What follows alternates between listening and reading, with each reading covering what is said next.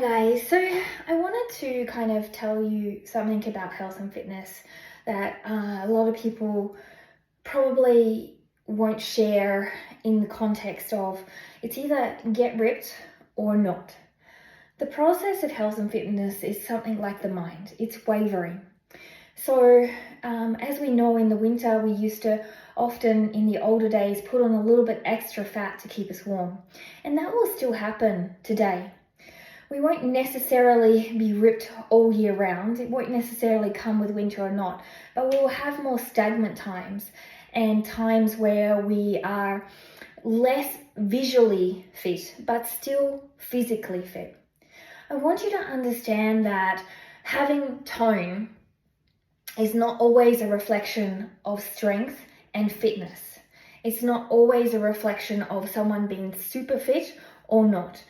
It is a reflection of body, hormones, lifestyle, hard work, genetics, all of these things come into play. And then health is another thing altogether. So there are some athletes that will tell you after being Olympic athletes or very strong athletes that they felt healthier when they were less ripped, mentally and physically, had more energy and less anxiety. There will be athletes that will explain this, and there will also be there's also studies done where those that are really hard fit and trained, after they stop training, will come into anxiety or depression too. And that's not because their bodies aren't the same as the fitness, it's because when they stop training, their mental health goes down. So fitness is linked to mental health.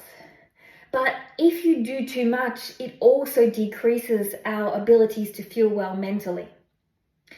So being physically ripped does not mean you're mentally healthy. And being physically not ripped does not mean that you're physically not healthy or mentally not healthy. It is about finding that balance. It's not about finding that body.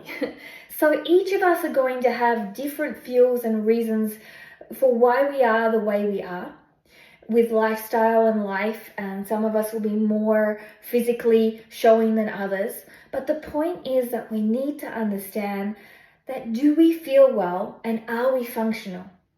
That is physical health and fitness. And it's not about, again, 30 days, it's about a lifestyle, and that is allowed to waver like our weight, like our mind, like our life. It's like a heartbeat, up and down. But consistency is in the sum total of things. You stay relatively healthy, you stay relatively capable in life, and you stay relatively positive. That is what you're looking for health and fitness, is that consistency in that approach, in that show up. So for me, my body has changed over 10 years from different fitnesses, of doing different lifestyles. I was a water polo swimmer, my shoulders were out to here. I was a runner, I was super lean and skinny, and I did yoga, and at first I was just doing yoga. Now I'm doing more weightlifting with yoga and contortion, and I'm a little bit fuller figured. But my body is changing because of what I am doing.